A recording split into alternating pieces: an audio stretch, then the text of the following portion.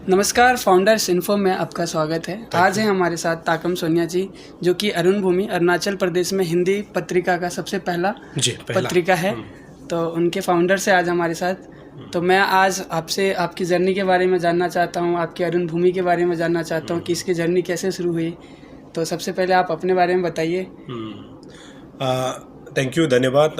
मेरा नाम ताकम सोनिया, जैसे आपने बताया। और जब जर्नी की बात करते हैं, मैंने स्कूलिंग जो है सेवाधाम, जो दिल्ली में जो सेवाधाम है, सेवा भारती है, उसमें मैंने पढ़ाई की है। और मेरा सब्जेक्ट रहा है हिंदी।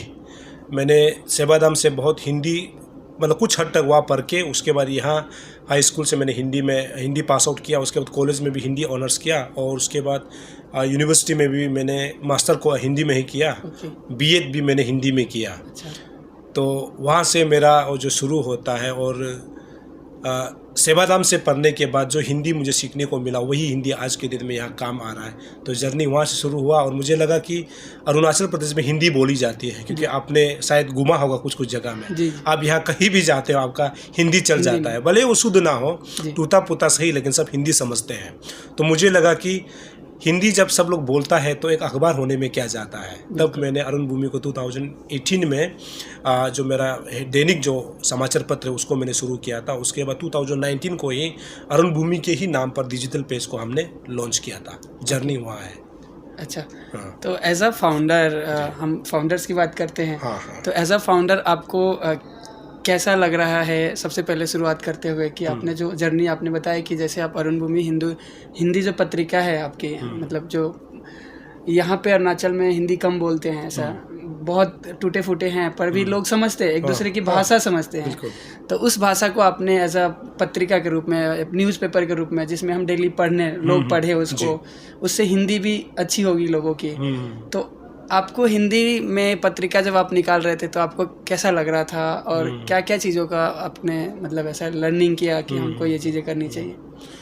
बेसिकली जब हम लोग हिंदी को बोलता है या फिर किसी भी भाषा को बोलता है, लिटरेचर जब हम जिक्र करता है, भाषा ऐसी होनी चाहिए कि आपका बात को मैं समझूं और मेरा बात को आप समझें। मतलब कि विचारों का आदान प्रदान को ही हम लोग भाषा बोलते हैं, जिसमें सिंपल लैंग्वेज होता है, इतना डिफिकल्ट भी नहीं होता है। मुझे लगा कि स्कूल में भी हिंदी पढ़ाया जाता है, कॉलेज में भी हिंदी पढ़ाया जाता है, यूनिवर्सिटी में हिंदी पढ़ता है, और मार्केट में हिंदी यूज़ होता है। आप कहीं भी दुकान में चलते हो तो या फिर बूढ़ी माँ को भी मिलता है तो हिंदी में बात होता है। जब स्कूल में हिंदी चलता है, हम लोग हिंदी में पढ़ाई करता है, मुझे लगा कि जब ये केवल ये बोलने के लिए भाषा क्यों रहना, लोग हिंदी में लिखे, लोग हिंदी में लिखा हुआ चीज़ों को पढ़े। तो मुझे लगा कि अरुणाचल प्रदेश के हर डेली जो है अपडेट को हिंदी में हम लोग लिख करके स्कूल में, कॉलेज में, यूनिवर्सिटी में या फिर मार्केट में या फिर बाज़ारों में मतलब उतारा जा सकता है, पेपर के तौर पे, अखबार के तौर पे। तो मुझे लगा कि हिंदी जब बोला जाता है तो कम से कम इसको पढ़े भी लोग ना। तो इसीलिए अखबार को निकाल कर तो लोगों ने बहुत पढ़ा। लेकिन शुरू में सबसे दिक्कत ये हुआ कि हिंदी अखबार तो निकाल लिया, लेकिन अखबार पढ़ने वाले कम थे, क्योंकि आज का समय भी ऐसे हो गया ना कि लोग अखबार कम पढ़ते हैं। सब लोगों के पास मोबाइल है तो मोबाइल में सब कुछ देख लेता है। तो सबसे बड़ा चुनौती ये था कि व्यूअर्स, मतलब जो हिंदी को पढ़ने वाले लोग बहुत कम थे। लेकिन हमने कम होते हुए भी 3 साल तक तो संघर्ष किया कि इसको कैसे मार्केट तक पहुँचाया जाना है। तो आज बच्चे बूढ़े सभी लोग हिंदी अखबार को, जो लोग हिंदी पढ़ना चाहते हैं वो लोग पढ़ते हैं, और लोग हिंदी को पसंद आज के डेट में कर रहे हैं। इसका मतलब ये नहीं कि हम अंग्रेजी नहीं बोलना है। हमने इसको एक भाषा के तौर पर, संपर्क भाषा के तौर पर हमने यूज़ किया है। और हम हमेशा ये बोलता है कि जो अंग्रेजी पढ़ता है उसको अंग्रेजी पढ़ना चाहिए बिल्कुल, और हिंदी पढ़ता है हिंदी पढ़ना चाहिए, लेकिन भाषा का ज्ञान हर किसी को होना चाहिए। तो मैंने हिंदी को सिर्फ माध्यम बनाया।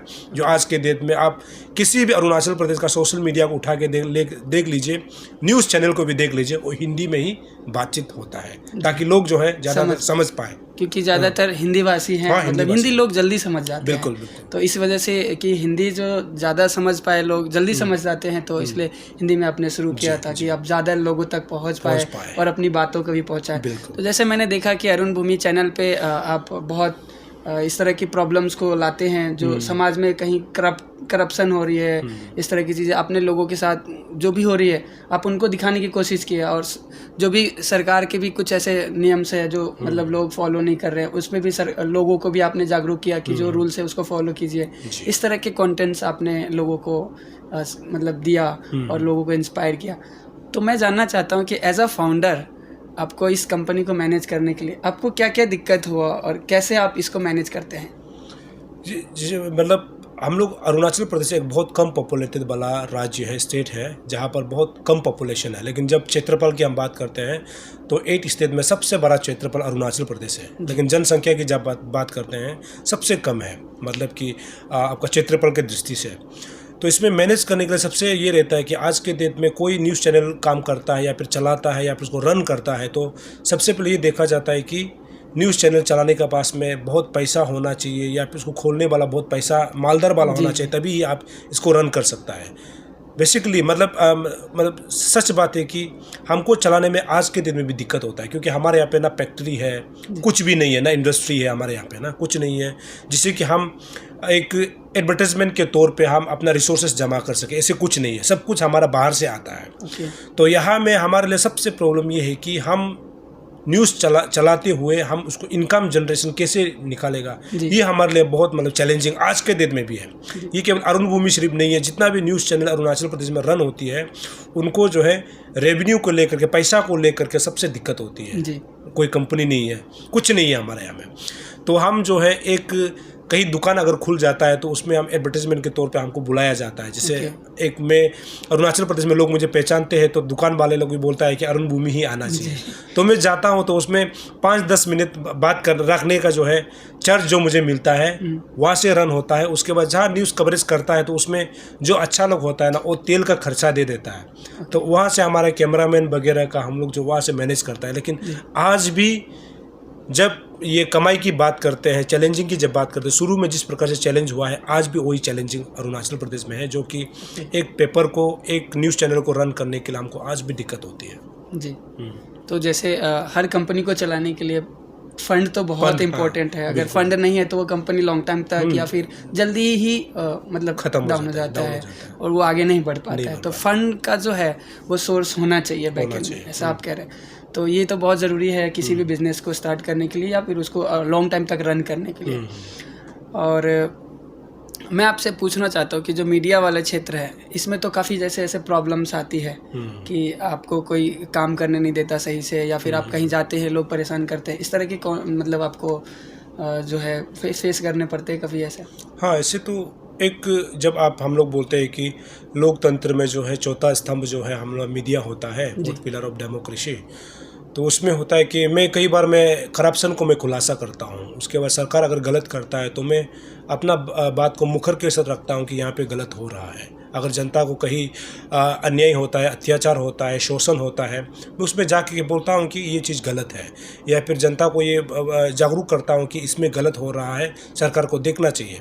और जब करप्शन की खुलासा मैं करता हूँ उस समय बहुत सारा शिकायत भी आता है, ऐसे तो धमकी भी दिया जाता है कि आपको ऐसे करेंगे वैसे करेंगे। लेकिन जब मीडिया चैनल को खोला है तो किसी धमकी को धरने के लिए मैंने खोला नहीं है। और सबसे पहले बात यह है कि कोई भी अगर मीडिया चैनल रन करता है फिर खोलता है तो आपका सबसे पहले आपका दिल दिमाग में ये होना चाहिए कि आप जो है मुकर के साथ बात रख सकना चाहिए, आप सरकार को सवाल उठा सकना है, आप करप्शन को दिखा सकना है, तभी जा कर के एक मीडिया जो है लोकतंत्र में चौथा स्तंभ का अच्छा रोल को निभाएगा। हालांकि जैसे आपने मुझे पूछा, दिक्कतें बहुत होती हैं, क्योंकि कई बार ऐसे होता है करप्शन करने वाला मेरा फैमिली वाला का भी नाम आता है या फिर मेरा कोई रिलेटिव्स का होता है। लेकिन मैं हमेशा ये बोलता हूँ कि करप्शन करने वाला यदि मेरा पिताजी भी होता है, मेरा पिता भी होता है, या फिर मेरा माँ होता है, या फिर मेरा अपना ब्लड रिलेशन भाई भी होता है, करप्शन तो करप्शन है, गलती तो गलती है, सही तो सही है। तो मैं इस बात को रखता हूँ जिसके कारण लोग आज के डेट में मुझे पसंद करते हैं। हालांकि ये कितना लॉन्ग रन तक जा पाएगा इसका तो मैं नहीं बता सकता, क्योंकि मैं जब मीडिया की जिक्र करता, आपने मुझे जैसे सवाल किया कि यूपी में, बिहार में, छत्तीसगढ़ में ऐसे बहुत सारी कहानी हमने सुनी है कि जो करप्शन को उजागर करता है रातों रात गायब भी हो जाता है। और ये चीज़ छुपाने वाला बात है नहीं। जब मीडिया का बात करता है तो कोई अगर रिपोर्टर कहीं डेथ हो जाता है या फिर मर्डर हो जाता है तो उसका तो अगला दिन में तो फोटो होता है, फिर अखबार में छपा जाता है। लेकिन अरुणाचल प्रदेश में अभी तक तो इस प्रकार का तो स्थिति मेरे हिसाब से पैदा नहीं हुआ है, क्योंकि जब ये बेरोजगार बढ़ना शुरू होगा ना, अनएम्प्लॉयमेंट, जब इसको सरकार ठीक नहीं करेगा उस समय वो दिन भी दूर नहीं है, हो सकती है। लेकिन हम लोग ये कोशिश करता है कि ऐसा स्थिति जो है अरुणाचल प्रदेश में पैदा ना हो। लेकिन जब भी खबर करता है, खबर बनाता है तो धमकियाँ आती है। लेकिन धमकी से अगर डरेगा तो आप अखबार को या फिर न्यूज़ को तो आगे रन भी तो नहीं कर पाएगा ना, इस बीच में छोड़ना ही ठीक है, ये मेरा मानना है। हाँ। तो जैसे अभी बहुत सारे ऐसे लोग होंगे जो बिजनेस करना चाहते हैं, अलग अलग फील्ड में करना चाहते हैं, तो एज अ मीडिया, अभी आप जैसे मीडिया में काम कर रहे हैं, तो ऐसे जो लोग स्टार्ट, जैसे कई बार क्या होता है स्टूडेंट्स ने पढ़ाई तो कर लिया जर्नलिज्म की, बट उनको कहीं ना कहीं डर रहता है अंदर से कि मैं अगर खुद का स्टार्ट करता हूँ तो मुझे क्या प्रॉब्लम आएगी, मैं कर पाऊँगा या नहीं कर पाऊँगा।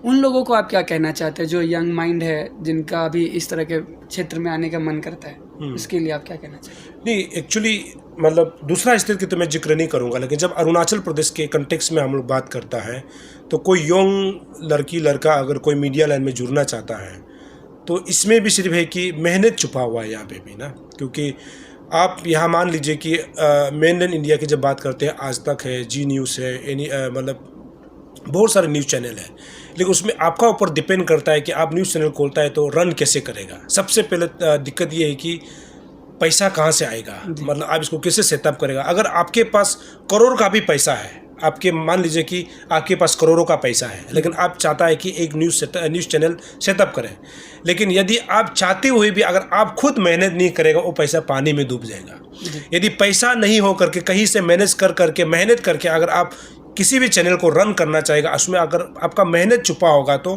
ये कभी बेकार नहीं जाएगा।